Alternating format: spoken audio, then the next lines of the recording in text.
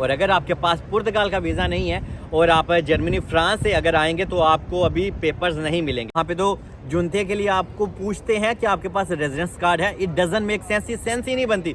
अब न्यू बंदा अगर पुर्तगाल में आ रहा है यार, उसके पास रेजिडेंस कार्ड कहाँ से होगा? अजीब से यहाँ पे रूल्स आ रहे हैं जो बनते ही नहीं है। तो hello guys, welcome to my YouTube channel. तो जी पुर्तगाल में रेजिडेंस कार्ड अगर आपने लेना है तो कौन सा मेजर डॉक्यूमेंट्स आपके पास होना चाहिए, लीगल और इलीगल दोनों का बताने लगा हूँ। और अगर आपके पास ये डॉक्यूमेंट्स नहीं है तो आपको पेपर्स मिलना बहुत मुश्किल है पुर्तगाल में।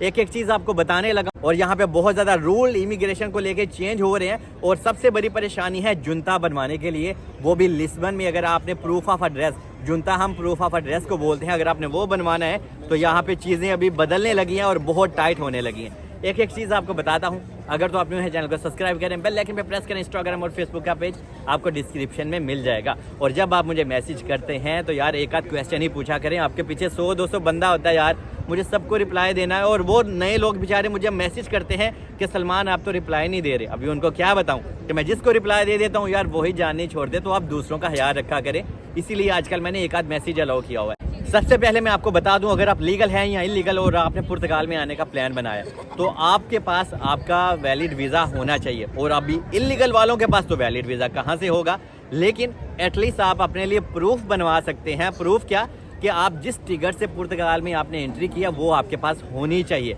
अगर आपके पास वो टिकट नहीं है, वो लीगल एंट्री नहीं है, तो समझ लो कि पुर्तगाल में आपको रेजिडेंस कार्ड लेने के लिए बहुत हवारी का सामना करना होगा। और अब जो लीगल वीज़े के साथ आते हैं, वैलिड वीज़े के साथ आते हैं, उनको कोई इतनी खास परेशानी नहीं होगी, क्योंकि उनके लिए थोड़ी सी अभी पॉलिसी चेंज भी होती जा रही है और थोड़ी सी आसान भी होती जा रही है। आसान क्या है कि उनको रेजिडेंस कार्ड थोड़ा सा हो सकता है आने वाले दिनों में थोड़ा सा जल्दी भी मिल जाए, लेकिन इसके ऊपर वो अमल दरामद कर रहे हैं। अभी तक फिक्स नहीं हुआ कि हाँ भाई आप आएंगे और फलां डेट में आपको कार्ड मिल जाएगा।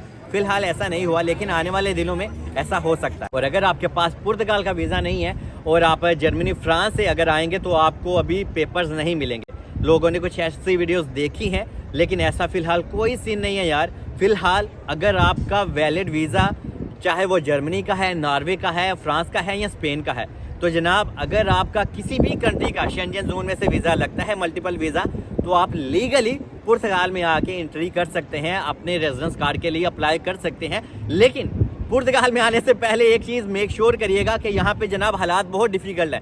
हालात क्या डिफ़िकल्ट है, यहाँ पे जॉब्स का बहुत मसला है, अकामोडेशन का बहुत मसला है। तो ये चीज़ आपके माइंड में होनी चाहिए। तो जब भी आप वैलिड वीज़े के साथ एंट्री करें, आपके पास आपकी ट्रैवल टिकट होनी चाहिए, क्योंकि जब आप फिंगर देने के लिए, अपने बायोमेट्रिक देने के लिए जाएंगे तो पुर्तगाल सिर्फ या आइमा वाले आपसे पूछेंगे कि आपने पुर्तगाल में एंट्री कैसे की। तो आपने अपना बोर्डिंग पास, ट्रेन की टिकट या बस की टिकट वो दिखानी है। और अगर आपके पास ये नहीं है ना तो समझ लें आपको बहुत ज़्यादा खज्जल और हवार होना पड़ेगा। पर अगर आपके पास ये पेपर है और आपके पास एक दिन की लीगल एंट्री है। लीगल एंट्री क्या है, मिसाल के तौर पे मेरे पीछे एक बहुत एक्सपेंसिव होटल है, ऑब्वियसली आप ये तो ना करें, ठीक है। और बहुत ज़्यादा लिस्बन में, पोर्टो में बहुत ज़्यादा चीप हॉस्टल भी होते हैं, ठीक है।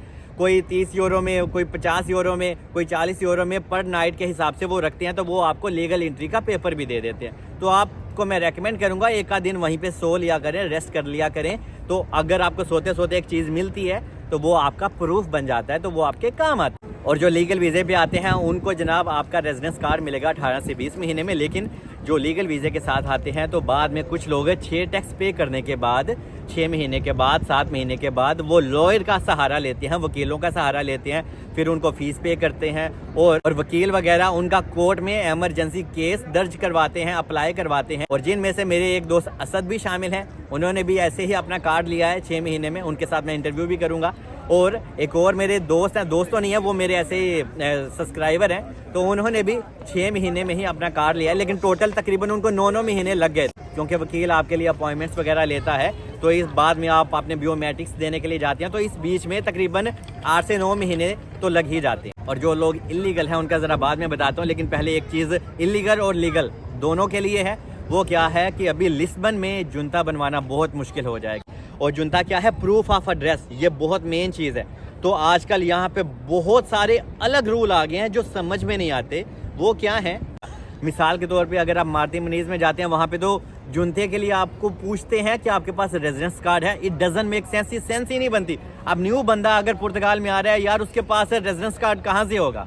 अजीब से यहाँ पे रूल्स आ रहे हैं जो बनते ही नहीं है। और जिस इलाके में मैं रहता हूँ मेन में, अलमैदा में, ओलाइश में, तो यार वहाँ पे अगर आपने जूता बनवाना है तो आजकल वो आपको क्या कहते हैं कि मैं 2 दिन सिर्फ पहले गया था किसी को साथ लेकर जूता बनवाने के लिए, तो उन्होंने बोला कि आपके पास 1 साल का वीज़ा होना चाहिए। यार कहाँ से बंदा वीज़ा लेके आएगा?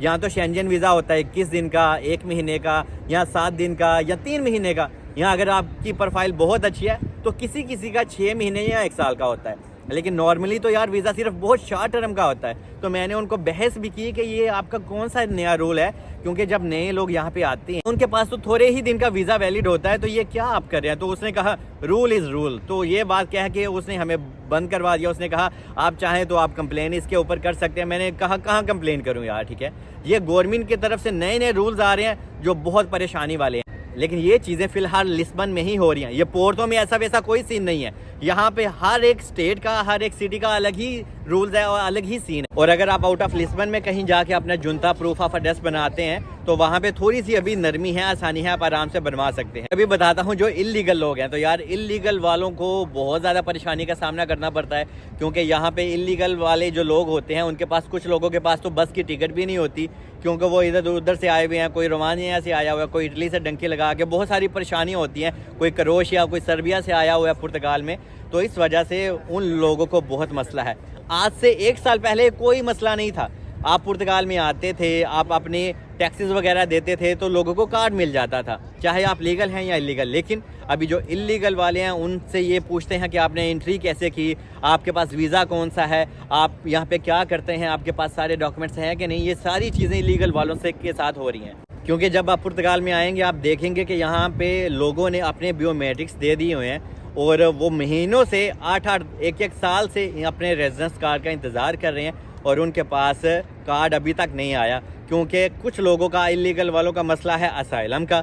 और जिस बंदे ने असाइलम किया हुआ है जर्मनी, फ्रांस में, उसको तो यार पुर्तगाल में रेजिडेंस कार्ड अभी मिलना बहुत मुश्किल है, क्योंकि यार यहाँ पे लोग क्या करते हैं, यहाँ पे पुर्तगाल में है ही नहीं है, वो किसी और कंट्री में बैठ के उन्हें कॉन्ट्रैक्ट वगैरह लगाया हुआ है। तो please don't do that, don't do any illegal things. अगर आपने पुर्तगाल में रेजिडेंस कार्ड लेना है तो यहाँ पे सर्वाइव तो है, तो आप यहीं पे आएँ, ठीक है। मैं बार बार हमेशा कहता हूँ कि अगर आपको जनाब पैसे कमाने का मौका हमेशा मिलता रहेगा, पहले आप कार्ड कमा लें, क्योंकि अगर आपको पुर्तगाल ने भी रेजिडेंस कार्ड देना बंद कर दिया ना, तो आपको कौन सा कंट्री देगा रेजिडेंस कार्ड? क्या स्पेन देगा? स्पेन 3 से 4 साल लगा देता है, और स्पेन की लाइफ भी बहुत ज़्यादा हार्ड है। तो इस वजह से यार आप थोड़ा सा खुद को तंग कर लें, थोड़ा सा यार खुद को स्ट्रगल में डाल लें, तो यहाँ पे रह के ही आप अपने आप को ज़लीलो हवार करके कार्ड लें, तो ये आपके काम आता है। और अगर आपने पुर्तगाल में रेजिडेंस कार्ड लेना है तो यहाँ पे आपका रहना बहुत ज़रूरी हो गया अभी, क्योंकि यहाँ पे आजकल बहुत ज़्यादा इन्वेस्टिगेशन होती है। उनको पता होता है कौन सा बंदा पुर्तगाल में है या कौन सा बंदा आउट ऑफ पुर्तगाल में है, तो ये सारी चीज़ें आपके माइंड में होनी चाहिए। और बहुत ज़्यादा लोग ये भी क्वेश्चन कर रहे हैं कि क्या पुर्तगाल में अभी इलेक्शन के बाद इमिग्रेशन बंद होने लगी है? तो यार ऐसा फ़िलहाल कोई सीन नहीं है, क्योंकि पुर्तगाल को इमिग्रेशन और इमिग्रेंट से बहुत ज़्यादा फ़ायदा होता है। तो फ़िलहाल तो ऐसा कोई सीन नहीं है, तो आप फील फ्री रहें। लेकिन जो ही कोई भी न्यू अपडेट आएगी वो ऑफकोर्स मैं आप लोगों के साथ तुरंत और बहुत जल्दी शेयर करूंगा। और मैं एक वीडियो ऐसी भी बनाने लगा हूँ जिस वीडियो में मैं आपको बताने लगा हूँ A to लेके Z तक कि अगर आपने पुर्तगाल में आना है कौन कौन से डॉक्यूमेंट्स आपको चाहिए होते हैं और कितनी कॉस्ट आपको पे करनी होती है। एक एक चीज़ आपको वो भी बता दूंगा। बाकी होप कि आपको इस वीडियो से काफ़ी हेल्प हुई होगी। मैंने एक एक चीज़ आपको गाइड कर दी। अगर मैं कुछ मिस कर गया हूँ या स्किप कर गया हूँ आप कमेंट्स में लिख सकते हैं, मैं वहाँ पर भी आपको रिप्लाई दे दूँगा या फिर उसी टॉपिक के ऊपर वीडियो बना दूँगा। बाकी मिलते हैं अगली किस वीडियो में। अपना बहुत ख्याल रखें, मुझे ऐसे ही प्यार और सपोर्ट करते रहें। बाकी पुर्तगाल का weather is so amazing. I love you all.